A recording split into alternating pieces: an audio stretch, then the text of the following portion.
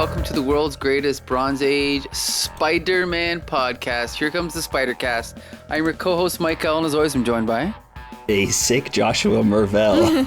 And today we're going to be taking a look at Spidey comics from July of 1988. Suck it up, it's just a pandemic. You'll get over it, okay? And joining us this week is G.I. Jolie. Hi. I'm real, sort of. Oh. Yes. Sort of. And Bex Luthor.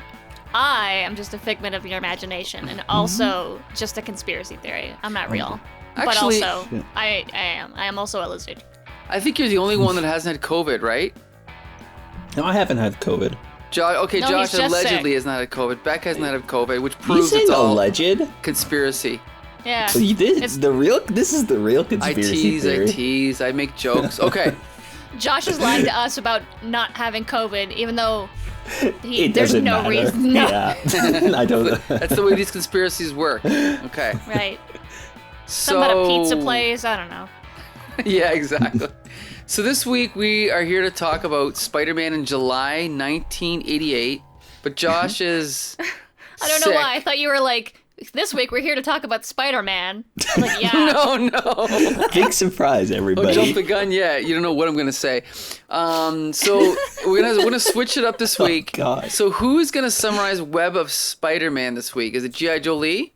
Oh, me, please, me. Woo! Cult of Love #1. G.I. Jolie, tell us what the deal is with this issue. Okay. What's the deal, man? What is the deal? What's the Indeed. deal with all these spiders? Yeah, with the deal is this cover is awesome. Anyway, so we start off. Wow, I haven't had to recap one of these in a long time, so I'm like, A minute. or like literally recap anything for a while, so I'm a little rusty. So anyway, I think Flash is looking for Betty in front of the Daily Bugle, or he's like, they're waiting for each other. Maybe they're going out for lunch, whatever. But just as he's walking up to meet with Betty, he sees Betty speaking to a blonde man. And some would say very Aryan-like. But Betty's like, nah, he's just a nice guy. She won't tell him. Do you not think he's nice, Parker? He's right. I don't know. Sorry. I think you're wrong. He just has to put his 2 cents in. I'm sorry. I know. He's like, no, Josh usually does web. Stop. None of this makes sense. What's happening? So anyway, cut to Spidey, who happens to just be spinning around and notices that he's right by Betty Brant's apartment. And he's like, you know what? Ever since she went off the deep end, I haven't seen her in a while because I'm a bad friend. And I should go visit her because, oh, look, there's a shadow in the window. So he finds a place to change. And then he goes into the apartment and discovers that it's not Betty that he sees. It's a real estate agent. And she confuses, or she mistakes him for somebody who's there to buy the apartment. All of Betty's things are still there. It's just being sold or listed as is. And she shades the lamp as kind of tacky, and Pete's like, I gave them that lamp. I thought that was kind of cute. So anyway, he thinks this is kind of suspicious. Like, Betty wouldn't just like up and leave without like telling anybody. So he decides that he's going to go swinging away and looking for her. But just as he's doing that, he redons his costume, heads back to the Bugle because maybe she's there, or maybe somebody there has answers. He hasn't seen her in the office lately. He finds Flash outside, and he's in the middle of an altercation with our Aryan friend. He kind of busts up the fight and tells Flash, look, this guy's, like, if he has anything to do with Betty disappearing, I'll figure it out. I'm Spider-Man. I'm here to help. Betty's my friend too. Or I'm familiar with Betty. I can't really remember what Spider-Man's relationship with Betty is. He dated her. Yeah, he dated No, her. No. for that. Spider-Man, not Oh, Spider-Man. Oh. Because he's like telling Flash, like, I'll look for her. Oh, it's like, yeah. He saved her, I Okay. think, like a few times over the years, and Betty, they like in the same sense as like how MJ knows Spider-Man in the original like Sam Raimi movies. It's kind of that sort of Got it, relationship. okay. So he's like part of the super civilian team that are friends of Spider-Man. Or they can say to people, hey, I kind of know that guy. Anyway, so he goes into the Bugle. He goes into the Bugle? Yes, he does. And he goes right to, oh, what is her name? Not Joy. Kate. This Kate? Yeah, the Cushing. city editor.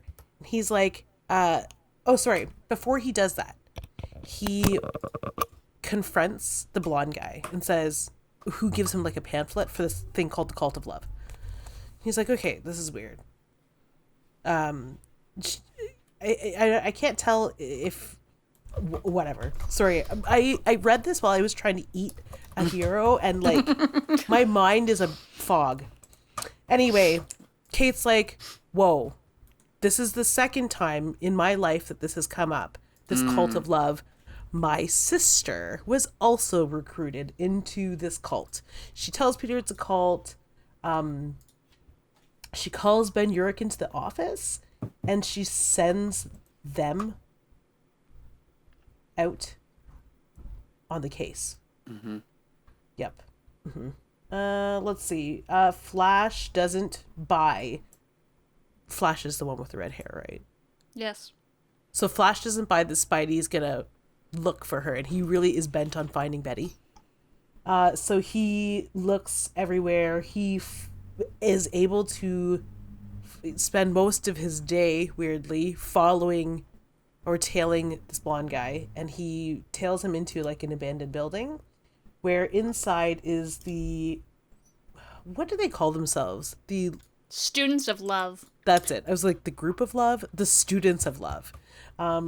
Which, I mean, I'm kind of into. This is funny. They all wear. You getting sucked in to the cult? No, I'm not. Just their aesthetic, which is like blue like 2-piece, 3-piece suits, and candles, only candles, and knives. Lots of knives. Yeah. Oh, lots of knives, and like not even just like hunting knives, like small sickle like daggers, which is like, okay, that's a choice.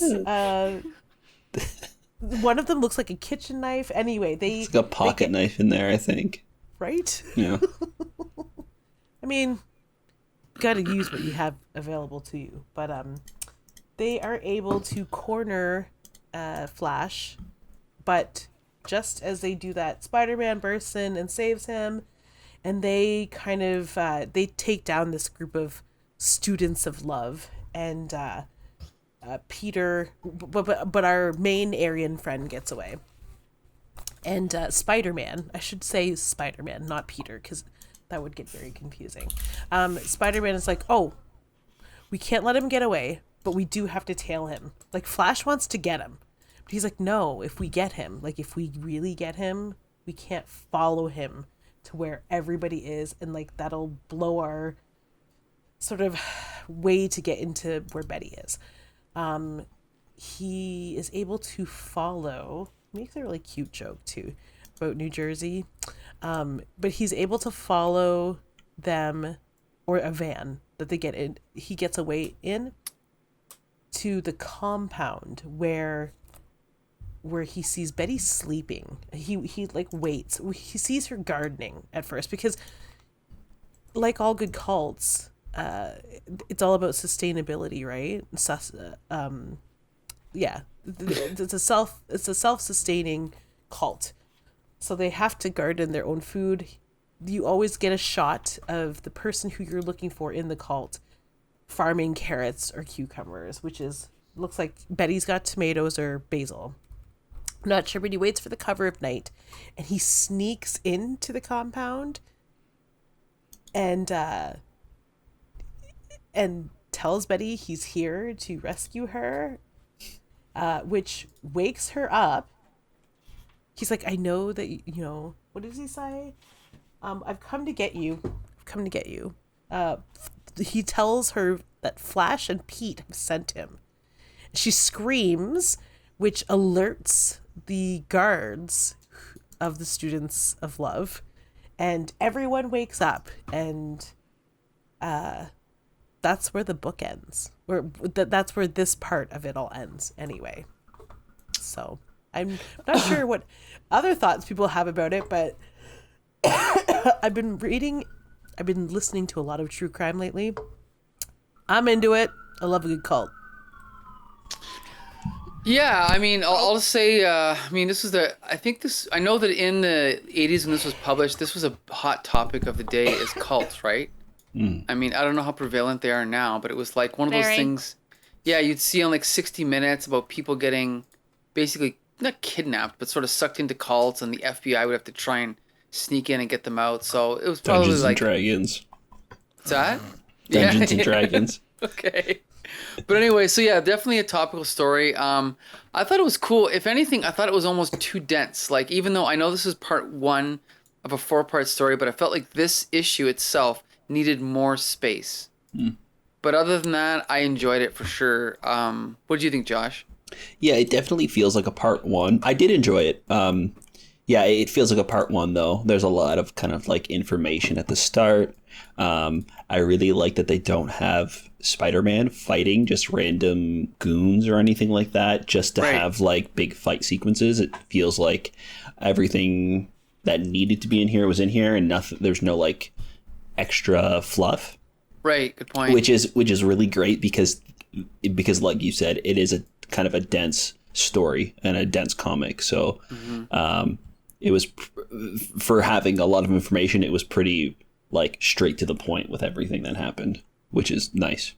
Bex Luthor. Yeah, I'm with Jolie. I love a good cult. I'm obsessed with cult true crime stuff. Yeah, fun fact, most cults not actually Dungeon and Dragon related, but kind of Christianity based. Hilariously enough, what a coincidence. God wants you to farm and give all your worldly possessions to one very rich white man. It's weird every how it always single ends time. up with that. Yeah, so crazy. No, I really enjoyed this. I enjoyed that they were like, okay, so Betty has gone off the deep end. What can we do with this character? Let's write a story about it. Like, it's kind of one of those first times where since Ned has died, they're like, oh, maybe something could happen to Betty now that she's horribly traumatized by her husband's death. So I think that's cool. I love a good Flash Thompson Spidey team up. I love Flash Thompson's hero worship of Spider-Man and his just like absolute like shut the fuck up Peter Parker stance. He's like, stop being a wimp, Peter. Anyway, be more like my best friend Spider-Man. Great. Like, I love that. Which, actually, I just rewatched No Way Home, and it's so funny that Flash Thompson is so obsessed with Spider-Man and hates Peter so much, too. It's so funny. But yeah, no, it was really interesting. The panel of the week is definitely when everyone's in the Bugle and they're all, like, talking about 6 different conversations. Yes. And she just screams for Ben, and then it's great. Just... Everyone stops, and he's like, uh-oh. And they're like, ooh, you're in trouble. Like, it gave such a feeling. I love it. That was definitely, that page is so good. There's some great stuff in the Bugle, which is surprising, because normally that's the stuff that is just, like, so agonizing, so painful to read. Like, when she's, like, looking at the business card, and it's kind of like a silent panel, and then the next one, Peter's just like, Kate, like, everything okay? And then later on, after she kind of, like, tells Peter to leave, we kind of see like a couple of panels where she breaks character and she calls the police to report Betty missing. Like, there's some really cool stuff in the Bugle. Right. Yeah, because it goes right from Peter going, oh, thanks for caring, Kate. And she's like, I don't care. There's a story in there. And he's like, okay. And then she immediately calls the police because she great. Genuinely gives a shit. I love that shift in her and J. Jonah's character when they're like, obviously like this hard, like very, very shelled off person, but they are generally a good person underneath. I love that. Give me more of that. More Kate Cushing background, please. So G.I. Jolie, what did you think of it? You enjoyed it? Yeah. I mean, I really want to know what the cult of love is like. They clearly all have. There's like different kinds. They're that I'm aware of. We've got the Adventists who all sleep with one Dave Koresh, or whoever those types are. They all sleep with the one leader. Let's see. And then we have the types that Becca had talked about. Maybe not who are kind of like a combination of an End of Days and a Dave Koresh sex cult, but like they give their worldly possessions and maybe the world is ending. Who knows? And then you have this one where they all have matching jumpsuits and dorms for the women and dorms for the men. And this is very like last season of, I know no one's watching it anymore, but Walking Dead. It's like the Commonwealth. We all know that there's a seedy underbelly, but like it's called the cult of love. Why is this bad? Who knows? I feel like this is the Spider-Man story I was born to read. Oh, it's right up my alley. I honestly, I was so shocked that this is the issue. I was like, whoa. Like, sorry, not that this is the issue. It's like an issue at all that they would write about this in Spider-Man comics. It's like super dope. Yeah, it's like a genuinely interesting story that I'm excited to read the next one of, and I feel like that's not the case often with some of these issues. It's like a one-off and you're like, cool, that was cool, and then the next week is a 3-parter that I don't really care about. But this one I'm genuinely like, it's characters we know and they're like dealing with something and it's cool and interesting. Yeah, and it's I don't remember them dealing with cults or anything like on a human level. I mean, in other books, I mean, the four of us are really, I would say we're pretty well read, and I don't remember anyone doing anything like this. Like it's always like a plot line in some television shows. And there's always a little bit of crossover into comic books, but it's like to be in 1980s Spider-Man, I'm just like, I'm kind of floored and I'm kind of living. And to be done well like this is not like a PSA, which is pretty nice. And this feels like, it could be an episode of a TV show from the late 80s. It just happens to be in a Spider-Man comic, right? Yeah. So, and you'll notice, I think when they went to the Daily Bugle, there was no J. Jonah Jameson, was there? No. No, I think he's still doing Now Magazine, right? Okay. But so they avoided that kind of trope. Yeah, but Now Magazine, isn't that connected or something? I think it's in the same building, but I don't think JJ has worked in the Bugle offices for a while. And they're sticking to the continuity of Robbie Robertson being in the hospital, right? So she's kind of taken over the Bugle for a bit. I don't think they actually say that, but it's definitely a nice touch. Yeah. Sorry, were you going to say something, Jolie? No, I'm looking at the page right now where he gets there, and it's just like I didn't even consider that, because every time he goes into the Daily Bugle, because he doesn't work there, right? That's the continuity as well, is that he's not really a photographer there anymore. He's a freelancer. Well, he's a freelancer. He's always been a freelancer, and Robbie Robertson has been encouraging him to find other work. Yeah, that's what I'm saying. Like he's been doing less and less.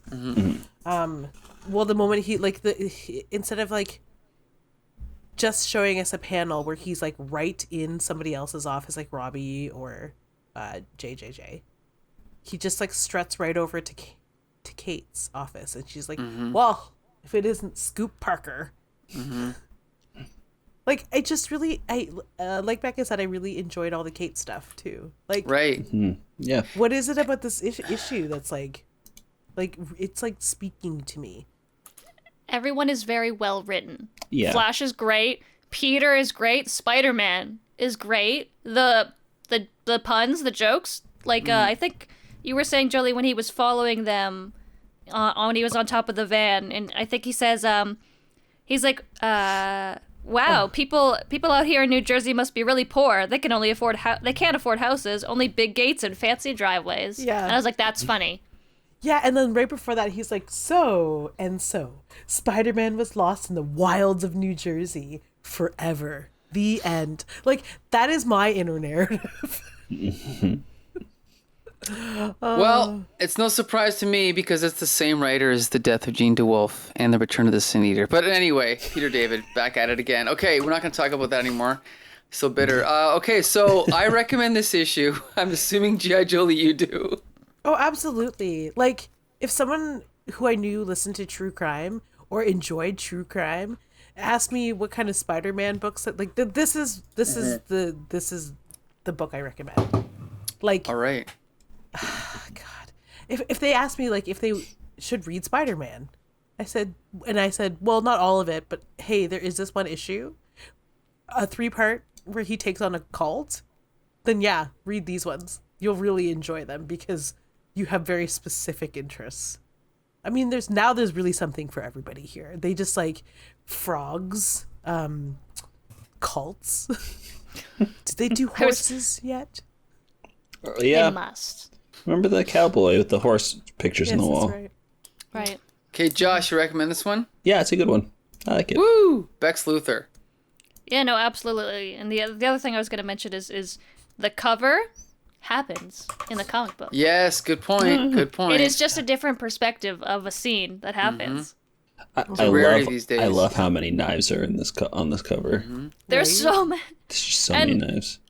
It's just, well, man, like, they don't believe in guns, I guess, some of the students of love. But they definitely believe in stabbing. Yeah, it's a really aggressive Yeah. cover. Like, the glass is shattered and sharp and falling on them. Flash is about to get stabbed by 3 different people at once. Yep. I only wish it weren't it's a all pretty fun blue. cover. I would have liked some more color. Yeah, but that's fair. Whatever. Okay, now we're going to move on to Amazing Spider-Man number 302. I was And hoping you would bounce more. I'm not ready. want me to talk some more? Chaos in Kansas. No one will stop me from having my revenge. No one. This is Todd Thank you. McFarlane. Well, we can talk about this cover now. Yeah, let's talk about this cover. It's cool. Yeah, Is it? Spidey's costume is all like... Yeah. It's weird because it seems to be Spidey's costume only, but the way Yeah. the fingers are making the thwip makes it seem like his hand is in that glove, so it's hard to tell. And is that... Do we see that robot hand? I don't think That's so. all- It's like, it doesn't it's look- on the guy near the end. I But think it he doesn't has, even look like that. It's red, isn't it? his one glove is red, I think. And Oh, the maybe other one, they he doesn't both have are. a hand. He doesn't have a glove on the other one. Oh, yep. You know what? This cover's not in the book. Yeah, it's weird. The hand isn't there. He's never not in his costume or anything. I mean, But it kind of looks cool, I guess. yeah, maybe if they colored the hand red too, it might not be as Yeah, cool for maybe. the Spider-Man. True. Right. Yeah. But Just do it all blue then. Okay, anyway. yeah, it would have been So- cool if the whole cover was blue. You're right. It was just blue, and there were more knives. More knives. All And blue. more cult members. Yeah, there's no cult members at this weird, not university. But anyway, so we start back out with last issue. Peter Parker was offered a job by some guy that we've never seen before, who got a recommendation from Kurt Connors, and so this job is a scientist job in Kansas. So Peter is taking a trip to Kansas to go visit the facilities and take a tour and everything. So what's his name? Martin Jacoby. That's his name. He's ready to show Peter around at all the science. The dudes doing science at the science facility. We don't really know what they do. He's like, you have free reign to pursue projects, and I'm like, but how do you make like money? How do you support this? Just And science it up. He keeps saying that they're online, but like, I don't believe you. What does that mean in the context of 1988? Like, anyway, but Peter It seems means like they're plugged into really a wall online, right? Yes. Yes, there's a computer and is involved. But Peter seems really excited about it. He seems to like everything that this guy is showing him. And we get a couple wide shots of the campus. And then as... I keep saying campus. It's not a university. It's just a big building full of scientists, which is kind of a university. So then there's a little kerfuffle happening outside where one of the scientists is yelling at the foreman of the construction company for being too loud and making too much noise, even though they're building a building. So, I'm not on your side here, mate. But then it turns out that something's going awry, and what happens? There's like a big crash. I don't know what's going on. The acid light torch backed up and blew. Okay, something's happened. Explosion. And then this foreman guy... Yeah, something caught on fire. Shockingly, I don't know anything about that. So big catastrophe. Everybody needs to get out. The foreman, who is just getting yelled at, we get a nice close-up panel of him telling everyone to evacuate the area. And in all the kerfuffle, Peter slips away, so he's glad he brought his Spider-Man costume to this weekend trip. So he dons his Spider-Man costume, and he goes out and sees what kind of help he can give, but before he can even do anything, he sees some guy zipping and zooming around and getting people out and just making sure that not too much destruction happens. And it's the extremely handsome foreman from the who loses his shirt somehow, but I am not complaining. And he watches as this guy is super fast and super strong and gets rid of all the fire, and like, I didn't think throwing insulation on flames would smother them, but that's what happens. Isn't it flammable? Or is it I don't know. I'm not sure if it is. Is it not flammable? Is it specifically not flammable? Anyway, again, don't know anything about that. Back to Mr. Handsome. And then all of a sudden, this guy and Spider-Man lock eyes. They see each other, and they were both trying to not be noticed, because obviously Peter doesn't want people to question why Spider-Man's suddenly in Kansas, and clearly this guy has superpowers and doesn't want people to know. So after all that's taken care of, Peter goes back to Jacoby, and they part ways. We go back to inside the building, where the scientist guy who was yelling at the construction workers is building some sort of laser finger blaster. It explodes a rock. And, not the finger blaster. What else is it? More finger blasters. Oh, no. And so he is clearly angry about something, and he's going to be the villain for this issue, as you can tell from the zoomed-in dark panel. So, and then we go back to New York, because Silver Sable is doing something, apparently. Very important. She sent the Wild Pack on a mission to go find, I believe it's that Nazi guy from before, right? Franz Kraus. I'm just assuming it's the Nazi. I don't actually remember, but it's just the German name. He's probably the Nazi guy who's trying to kill her, right? Yeah. So she sent her group, and only one of them ended up coming back. So she's like, crud, I guess I'll have to hire a special operative, and we don't know who that is. So then we go back to Kansas, and handsome foreign guy is playing football with his kids and his beautiful wife in his short shorts and cut-off tank top. His cut-off Porky Pig tank top. Sorry, got really distracted for no reason.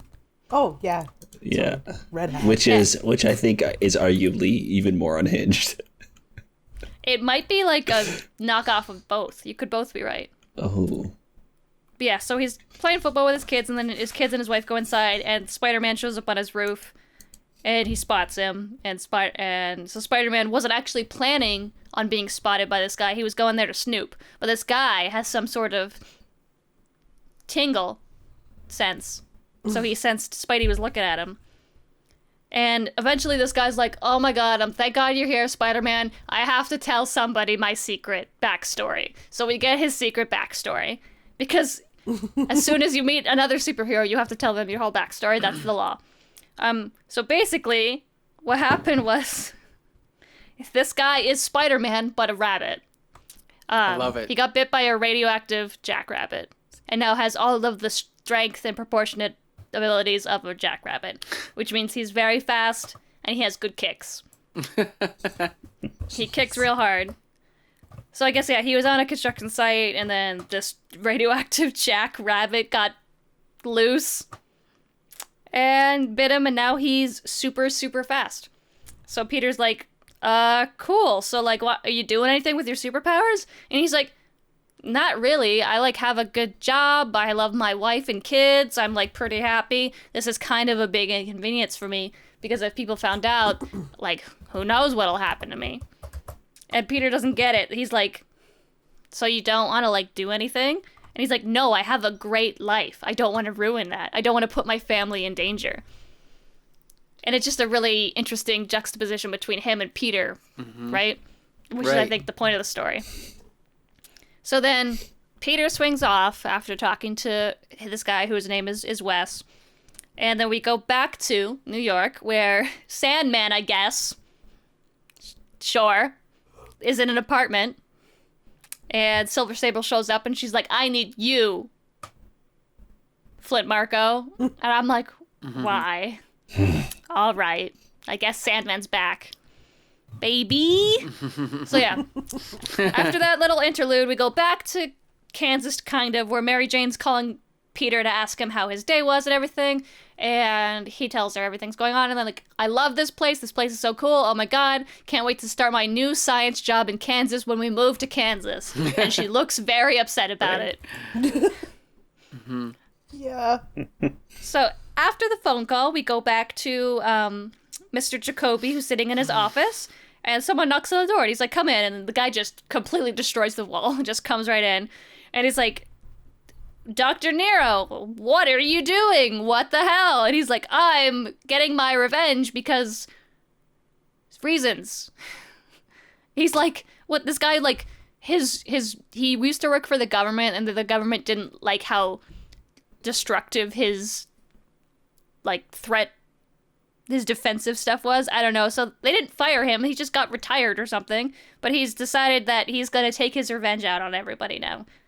Even though nothing, like, he's got a nice job still. I don't understand what the problem is. Like, so that's all happening. So Peter's like, oh my god, I guess I gotta suit up as Spider-Man again and fight this one-off villain. So he goes and he sets up as Spider-Man, and he starts fighting this random guy who has no motivation at all whatsoever.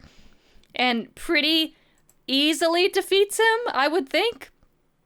But then at one point, this guy blows off his, like, supersonic sound thing, and it takes Spider-Man out. He's, like, on the ground. He's like, oh my god, somebody help me. And then he looks over and he's like, Wes, you help me, Spider-Man. And Wes is like, no, I don't want to do that. If I do that, everyone else will know I have superpowers, and then my family will be in danger. And Peter's like, all right, and then just saves himself anyway. So and then Wes apologizes. He's like, sorry, Spider-Man, I couldn't. And Peter's like, I know. I might have done the same thing if I'd have been born in your shoes. We do what we have to, all of us, and then we live with it. And I'm like, leave this man alone. He doesn't owe you anything. Just because he can do something doesn't mean he has to. You're the one who chose to be a vigilante. Whatever. This dude gets arrested, and Peter is, like, super excited about getting this job. He goes back to New York, hugs Mary Jane, and Mary Jane's like, I don't want to move to Kansas. And then the issue ends. So they're probably going to split up. Yeah, definitely. And Peter's going to move to Kansas, and the rest of Amazing Spider-Man is Spider-Man in Kansas. Yeah. So anyway, let's just start off by talking about Jackrabbit Man, who I researched. He never appears again. That's so sad. Interesting. Yeah, never. But you'd think they would do something with him. Like, why not, right? It's like, you spend so much time constructing the most handsome man you can and give him some sick powers, and then you do nothing with him? Right. It's like they brought back the Spot. They brought back who else did they bring back, guys? Help me out. Deborah Whitman. They brought back yeah, they brought back a literally bunch of, like, everybody else. The Fly. everybody. Yeah. Slide, but they don't bring back Jackrabbit guy, whatever his name is. He didn't get it. He didn't give himself a superhero name because he didn't want one. His True. name's Wesley. Yeah. Just Jackrabbit is a cool superhero name. Very. Yeah, Like, this that's is just pretty one of sweet. those weird stories that just, it just comes and goes. You forget about it. But I thought it was pretty cool. I mean, in the context of this larger story, I think it's fine. I had no issues with it. I liked, the art is it's last issue was sloppy. This one's a little bit better. I liked McFarlane's depiction of Mary Jane when she's reacting on the phone, right? I love that. I thought she was great. Like It's a good fit. Yeah, definitely. But that hand, what is that? When she's on the phone? It's we call that in the industry, we call that the Seto Kaiba hand. It's when, I don't know if anyone's ever watched Yu-Gi-Oh, but Right, in what is the that? anime Yu-Gi-Oh, Seto Kaiba constantly has hands that look broken all the time. So It's funny because like I can understand me as a kid being like distracted and like not noticing that hand, but now I'm looking at it and I'm like, what the Christ is that? You're right. It looks terrible. In her fact, wedding ring's on her pinky. yeah, you're right. And it's on the right hand. Even if you go to the panel above it, like, she's in this like sexy pose or whatever, but look at the hand on the phone. It just looks like a broken hand, like on this like weird non-accurate phone. It's really sloppy.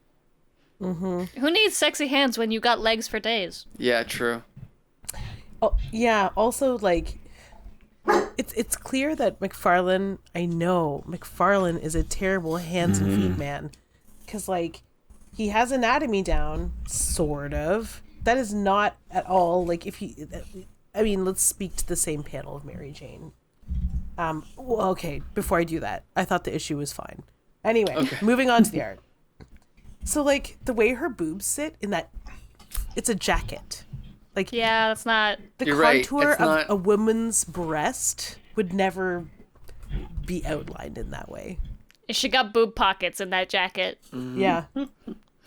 Apparently. And she has, underneath her boob pockets are rib pockets. And then, if you move down towards her feet, where are her toes? Like, the shoe is wrong. The shape of the foot is wrong. This is speaking from somebody who has trouble drawing feet and hands, knowing that they're the shape that they should be, even being unable to render them. Like, that's terrible. The left foot is bad, and the Well- right foot is parts of it are redeeming. But why would Mary Jane wear like flats? Like, Like a. Here's the thing. When this came out in '88, so I would have been 12. I thought McFarlane was a god, but obviously as I got older, I realized how flawed his anatomy was. I still think he's a great artist, but looking back, in a perfect world, a Marvel editor would have said, listen, you've got promise, but you need to continue learning anatomy and perspective and whatever else, right? Like, you still need training. And they should have said, listen, we'll pay you for a year to get more training. And they should have done the same thing with Rob Liefeld, who draws like a teenager, right? All these guys, I mean, Eric Larson, terrible artist. He has promise, but he's still terrible. But those three guys, I mean, Jim Lee is fine, Will Sportasio's fine, and what's the other one? probably. Mark Silvestri's fine. I'm thinking about the Image guys. Jim Valentino's a whole other thing. But like those... Michael Turner. Oh, well, those are like after, like, but I'm talking about the three, like the seven founders of Image. Half of them, couldn't draw, but and then unfortunately, like you just mentioned, Michael Turner. Then you have a generation of people that imitate the Image guys, so they're not even It's not even bad art. Sorry. Like I'm just gonna say, they're not even bad artists. They're bad artists imitating bad artists. And sorry, what were you gonna say? Well, it's not even that. Well, it's sort of kind of lousy that they're imitating them, and also just oh god, they're teaching each other how to draw Right. by copying images that their mentors have created instead of learning actual human anatomy Right. From real life. and musculature and the folds of fabric and how costuming rests, like how apparel rests on the human body. Like, And it's just like goes beyond 101. It's just weird that like that would be allowed. That's the point. Some brilliant self-taught people who Yeah, work like George in a very, Perez is self-taught. Yeah, He's who work in a very stylized manner. Like Jeff Lemire, it's not photo accurate or perfect, but it's detailed enough that it's believable and is gorgeous because it has its own style, its own distinct style. And it's like, this goes beyond like McFarlane. It's not even distinct style for me. It's just like, Well, I think at the time, I mean, it was fairly distinct compared to everything else. And that's why he was so Yes. popular. I mean, there was, Art Adams and Michael Golden, but this stood out at the time. But yeah, still, I think the editors should have had enough. I don't know what the word is, but there's just, like I said, it's like, I don't know anything about sports, but even Michael Jordan, from my limited knowledge of basketball, there was a point early in his career where he could not score, what are they called? Free throws. So he had to practice. Okay, guys, see you later. I'm going to go practice every night until I'm good. And that's what it should have been. It said, look, McFarlane, you're a great artist, but you have to practice anatomy. Like, you have to. That's it. Or you can't draw Spider-Man. Like, why would they give this guy Spider-Man? I mean, sure, he tricked me, but... Because he can make deadlines. That's the yeah, thing, I right? think Well, Is- it's more than that. Because you also have to think too that this is like a monthly turnaround, and they're like chasing the clock, right? It's not like they have these set months in advance where they have time to like catch up, right? It's like a month turnover. Of course. But look at Sal Buscema's anatomy. It's flawless, right? True, but I think I don't disagree with anything you guys have said about McFarlane's anatomy and the fact that he's young and a lot of his stuff is sloppy at this time. But I think that nobody comes close to his storytelling in the comics. no, I was gonna say, before Josh made a comment about his storytelling, I definitely agree that he's a great storyteller. Yeah, like his panels are so fun. Everything is dynamic, even if things feel off. It's interesting to look at. So while I do see the flaws in it, I overlook it because it's so much more interesting than six exact same panel sizes on a page. And I'm just kind of seeing what's happening as if I'm reading a book. But this, it feels more alive, like things are happening. I can feel the movement more in his comics. I can feel the emotion. That, to me, is where McFarlane really shines, is that storytelling through his art. Well, I mean, don't get me wrong. I do love, I still love McFarlane. Like, when I was a kid, I was obsessed. I'm just trying to figure out why they weren't more strict with him. But, like, you want to talk about storytelling. Even the moment where the Jackrabbit guy, when he sees Spider-Man, right, up on the ledge of, like, the building, and McFarlane draws the extreme close-up of the guy looking up and Spider-Man looking down. That's something that Alex Saviuk or Sal Buscema would not have thought of. There's so much great stuff in it. One of the pages, all of the panels are being held together by webs. How Which is page that is never? I don't have the page numbers. Okay. But it's when he's fighting the guy in the suit. Okay. There's only 3 big panels on the page, and in the middle, everything is held together by webs. Right, I see that. Yeah, you're like, right. it's so interesting. And then, like, a couple of pages later, he punches him. Spider-Man punches the guy and breaks the glass canister that's around his head. And the panel itself has action lines as if the panel has, like, slid across the page as Spider-Man's fist is, like, swinging and, hitting this tank, exploding it. And the glass is, like, flying off of the panel. It's just so dynamic and fun to read. And you know what? Then I'm going to give you a point because it proves that even though I think he still had something to learn, at the end of the day, you can make fun of comic book art, you can make fun of McFarlane, but he's an artist. Yeah. Like he may be a jabroni jock, which he is, but he is still an artist, and he's still being creative, and he's still having fun, and he's still experimenting, right? So. Well, there's also the page where right after Wes looks at Spider-Man and Spider-Man looks back at him, the page after that where Peter's webbing goes past the panel to like underneath and then into the panel above, and it's this. He does this panel work. McFarlane's panel work is an art in itself, I think. Mm-hmm. Yeah, maybe his anatomy's not the best, but I think some of the way he constructs the stories, some of the best.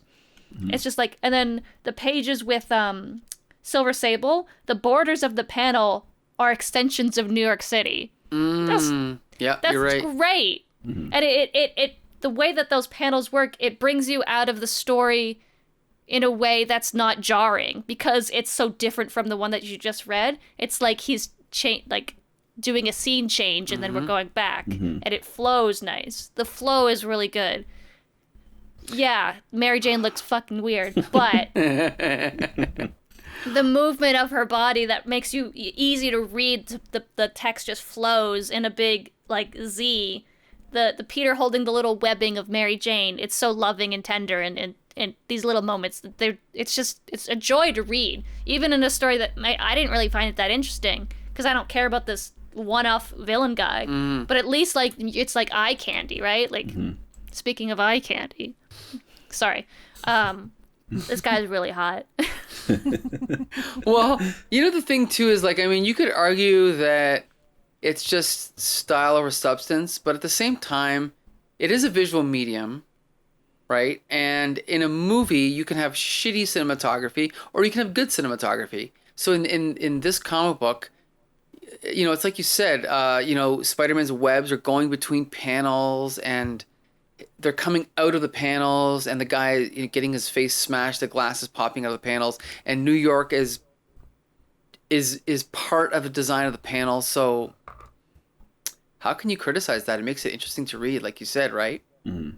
So anyway, so I guess I can say I recommend this issue. Even though the story's not spectacular, I think it's definitely a solid issue and another one that I think anyone would enjoy.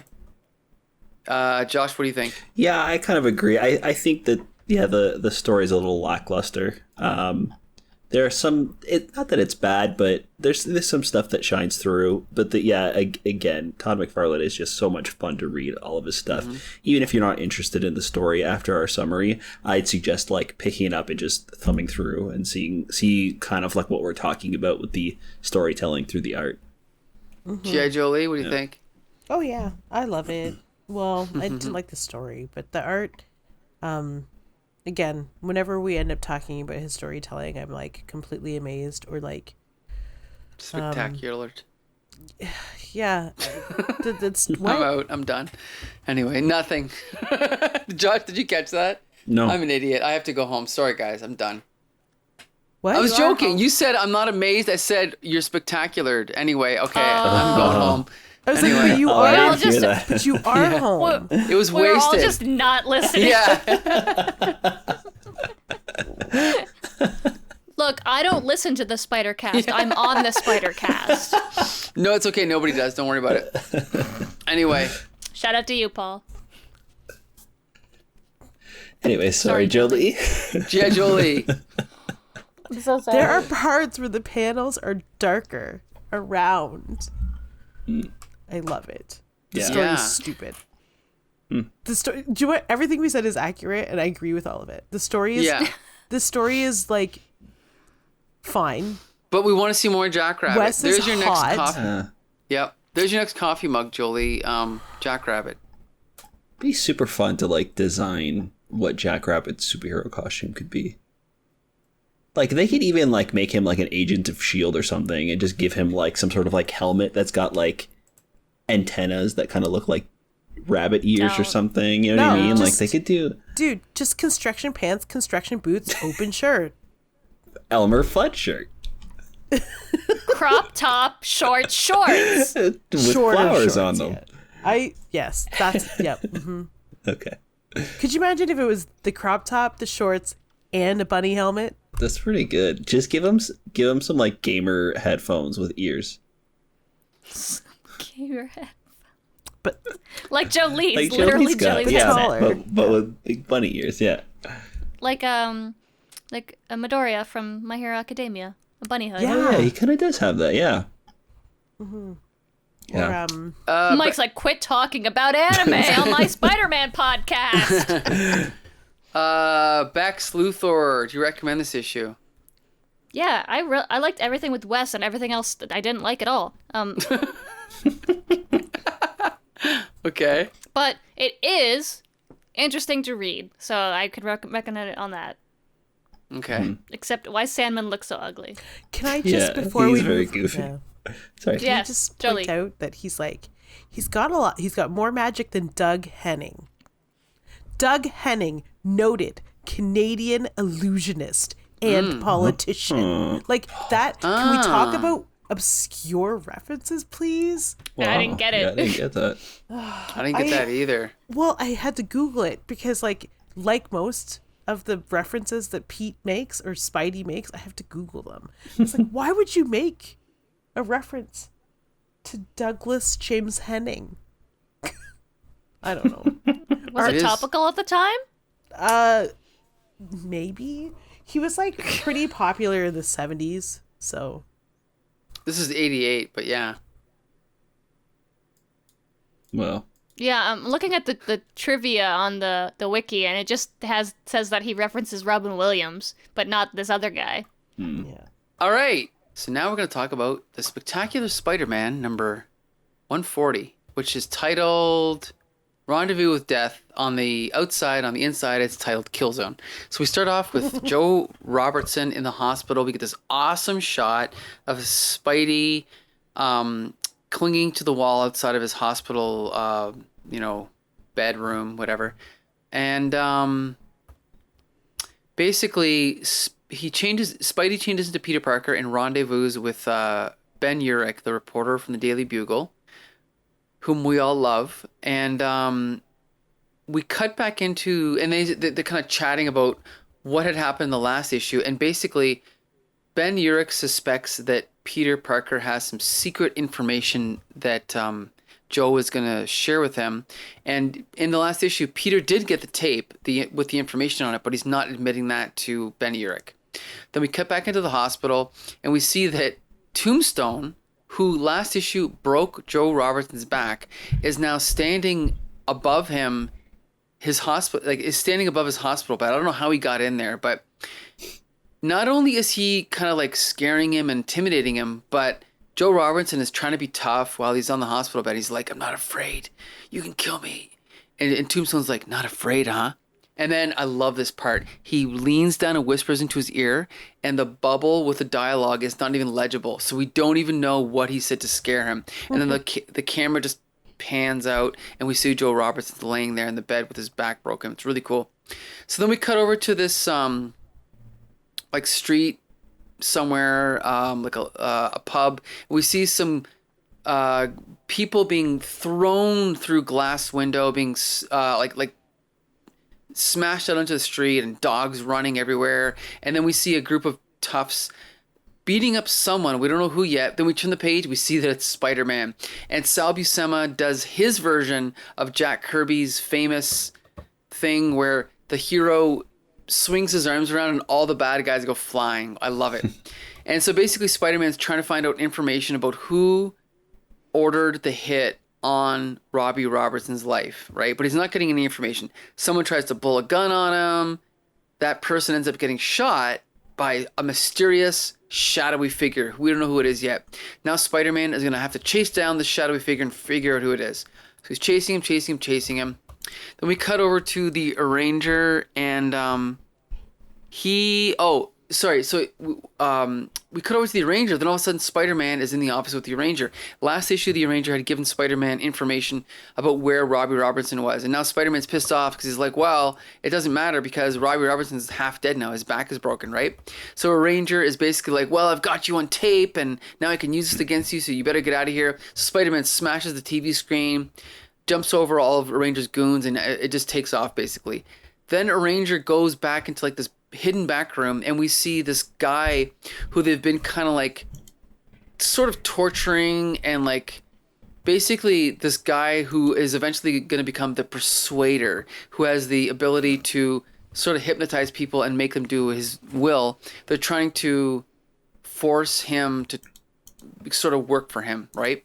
Then we see Tombstone with your Ranger, and they're chatting it up and blah blah blah, and then we cut back over to Robbie Robertson, who's with his family, who he gets visited by Peter and Mary Jane, and basically when he's left alone with Peter, he tells Peter to destroy the tape that Peter has that Joe Robertson gave him, that basically is evidence that all along Tombstone has been a hitman for the mafia. So it's basically giving testimony that could be used for the police, but Joe Robertson does not want Peter Parker to use it, and Peter Parker doesn't think that's right. So him and Mary Jane leave the hospital, but as they leave the hospital, we see a shadowy figure hiding behind a door in the hospital, right? We don't know who it is, but it's probably the same guy from earlier.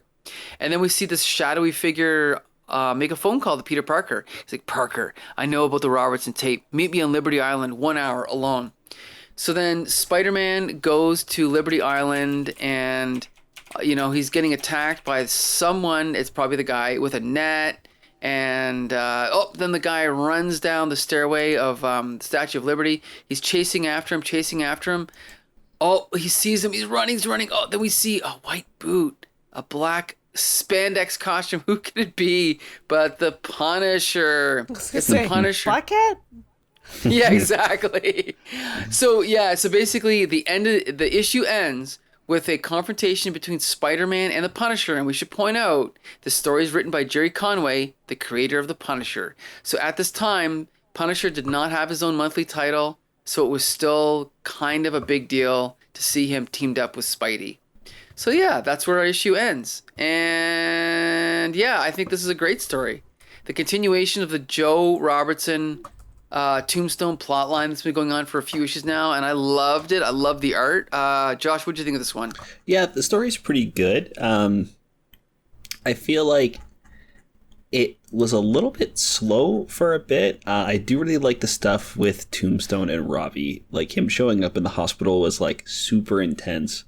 Great scene. And then after that, we're kind of just following Spidey for a bit, trying to figure out what's going on, and like weird hints that this is the Punisher, or like who this guy is. Like, Spider-Man didn't see him at all, right? But still he goes, something familiar about that guy. It's like, what was familiar?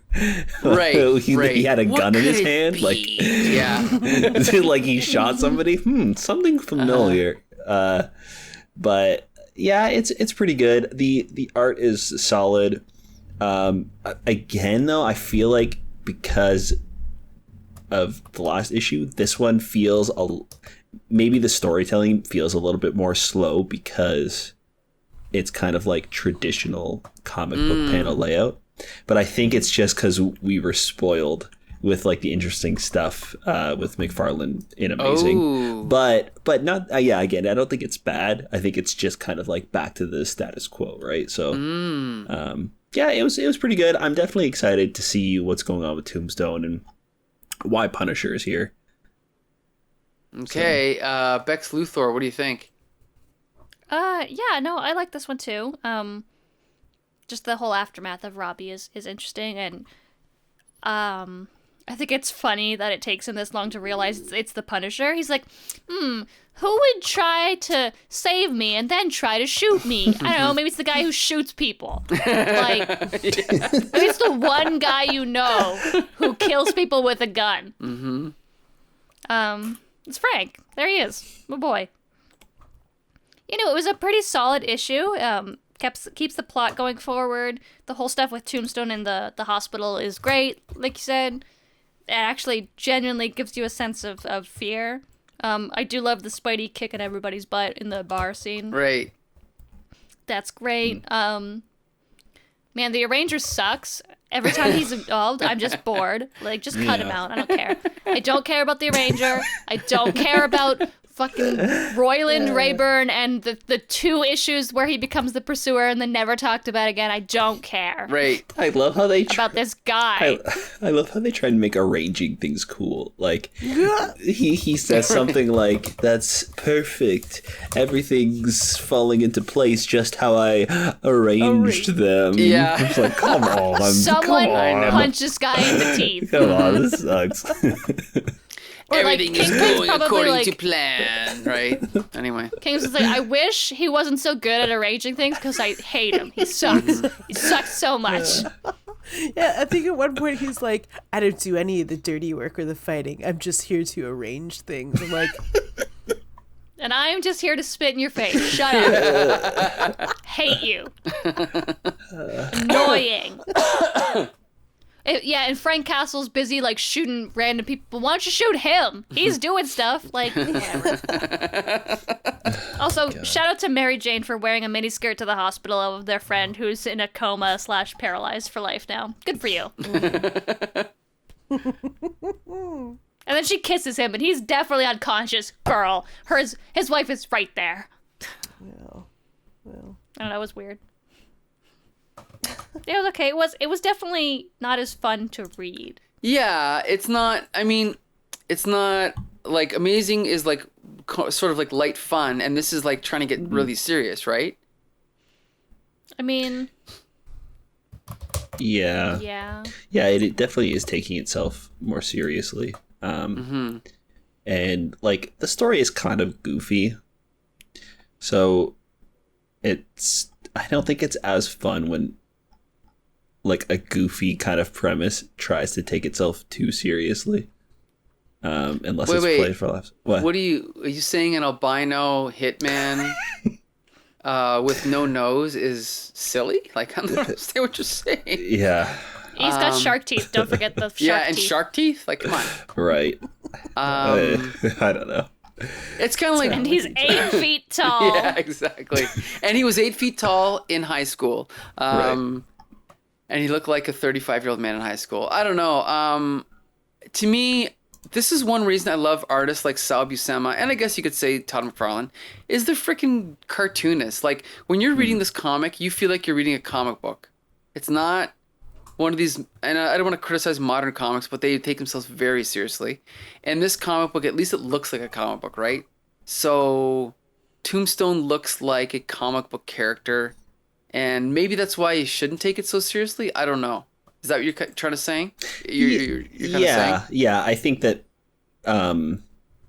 the story is trying to maybe be a little too like rooted in reality and like grittiness for it being something. I mean, not that it's too far, but I think I just enjoyed it a little bit less because it's trying maybe a little bit to push towards that like realistic gritty story. So, Jolie, what'd you think of this one? I didn't mind the story. I don't have the strong feelings about the arranger that Becca has, but I'm a good loyal friend, and I will hate whoever we need to hate today. That's how girls be. Yep. So I will spit in whoever's face I need to be spitting into. He's just that Ranger's so smug, and like he's got like a, you know, I don't know. He's just anyway. He's got like one of those country club looks, and Right. the story is decent. The art is okay. I used to like really love Sal Buscema. Buscema. However we're saying it today. But like there are just some, I feel like it's rushed a little bit maybe. There's just some like weird poses that we got. Maybe I'm confusing it with the other, with Web of, but there's just weird poses like from the backside. Why would you do that?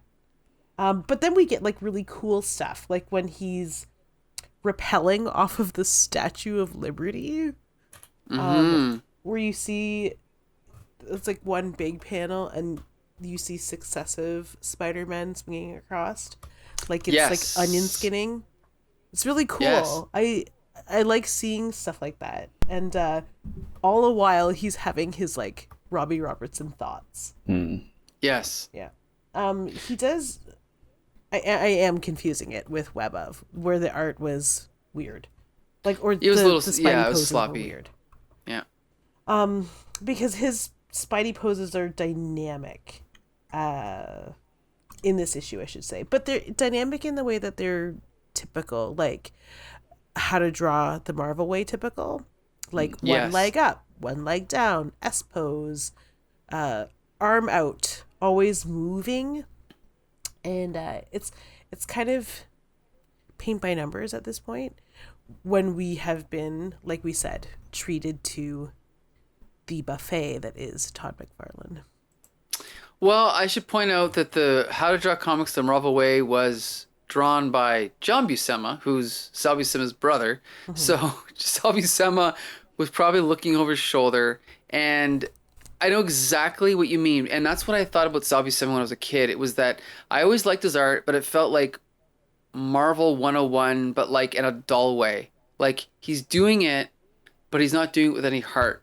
But now that I'm older, I do love I love his art. But I do see that sometimes he just falls back on the same tropes over and over and over again. Mm-hmm. And of course, I made the mistake of saying that on Twitter, and I was attacked. Anyway, we're not going to talk about that. But you got attacked for having an opinion on Twitter? Exactly. Fabian Nazieza wants to kill me. Anyway, okay. So, but I still love this issue. I still love the style. I don't know. I'm really liking the storyline, so I think it's working out for me. And it's funny. When I talk about, like, comic book tropes, even, like, the whole thing about the Punisher, like, standing in the doorway, and, like, all in shadow, and, like, and then on the phone in shadow. There's so many other ways that Sal Buscema could have done it. Like, if he would have just drawn a hand, or would have just drawn a mouth. But the fact that he drew the whole body and then was like, oh shit, I gotta make sure this is mysterious. I gotta color them all black. You know what I mean? Like, it's just, it's ridiculous. So I just have like a few thoughts about the whole story and like introducing the Punisher. It's weird that they would introduce the Punisher to me. Mm-hmm. And I will tell you why. I'm used to the movie Punisher because I don't read Punisher in the comics.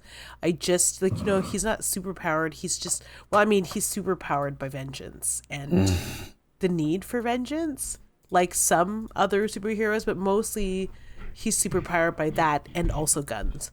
So it just seems like weird to pair up such a violent character with Spidey, in my opinion. Well, can I just give a quick counterpoint that Punisher first appeared in Spider-Man. Technically, he is a Spider-Man character. I think also, too, at this point, he's not really a superhero. Oh. You know what I mean? Like, I think he's more seen as, like, vigilante bad guy. Yeah. Mm-hmm. Every day is a school day for me, so. Yeah.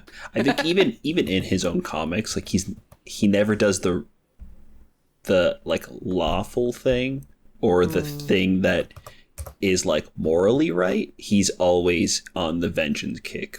Like, I don't think he's I'm sure there have been times, but for the most part he just, like, doesn't spare anybody who is a bad person. It's like immediate death, right? So yeah. So that's why we love him. Yeah, so I think he's always kind of a bad guy, and whenever they team up, it's kind of like Spidey has no other choice. Got it. So yeah, they basically team up because Punisher is going to kill the bad guy doing the bad thing, and Peter is like, no, we must just capture him. Mm-hmm. So they have to go together because he's trying to prevent Frank from killing somebody. Yeah. So that definitely deserves it. I think you're right, though. It is kind of like the opposite of what Spider-Man is, but at times I think it's the point of the story. It might not be necessarily this case, but it's usually to kind of show the juxtaposition of, like, Spider-Man is using his powers to do the right thing and take these people in, even though he might want to, like, get revenge sometimes. He's always kind of struggling with that in the comics, where Punisher is, like, the complete opposite, right? It's the other side of the coin, where it's like, I've got the power and I'm going to take it into my own hands and bring these guys to justice in my own way. Okay, cool. So, and yeah, you're right, though. A lot of the times they don't do a good job of necessarily, like, making that duality part of the story, and they kind of just have, look at this cool, fun character we're going to have Spidey team up with. So fun. Yeah. Cool. appropriate. Yeah. No. Well, thanks for clearing that up. Yeah, I guess there's not much else to say about this issue. I'm super excited about it. You know, I of course I read this as a kid, but I still am excited to see where the story goes, and I love Sal, our pal Sal. So I don't know if there's anything else to say about this one. Do we want to just give recommendations? Because I definitely recommend it. Josh? Yeah, I'm kind of lukewarm on it. It's pretty good. I think maybe after seeing more of what's going on with Tombstone, I'll kind of like. I'm sure that this will be like a solid recommendation for like the Tombstone Robbie arc. But this one I thought was it was okay. It was pretty good. All right, Gia Jolie. Yes, I recommend it. All right, Bex Luthor. Yeah, the Robbie and Tombstone stuff, yeah. The Arranger stuff, absolutely not. Literally, if you have a physical copy of this, just like X-Acto knife those panels out and you'll have a way better time. You don't have to look at his stupid, smug fucking face. Why don't they just make it the Kingpin? You know what I mean? Like, it doesn't make any sense. Because Kingpin is busy being upset that Daredevil doesn't want to go out with him anymore. Here's my question. Is he in the Daredevil TV show? He's probably like in a background character. Because like Probably it's the same way that Owl was, right? Actually, sorry, no, he is. He's played by James Wesley. Oh, So- is he the hot guy?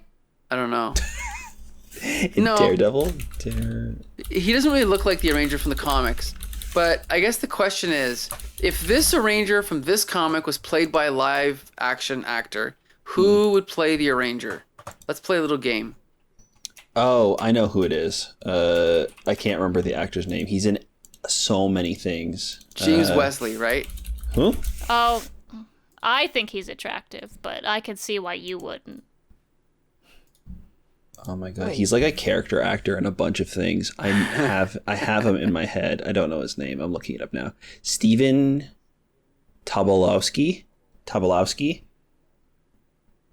How come what the heck did I just read? James Wesley. He's the actual That's the Ranger. character's name. Oh. You're still talking about the fake one. Okay. Who's the guy you're talking about? What's his name again? Steven Tobolowsky. Tobolowsky. Yes. He is the Arranger in my mind. Okay, hold on. Let me see here. Steven is with a PH. Oh, the guy from Groundhog Day. Yeah. And Garfield. Yeah.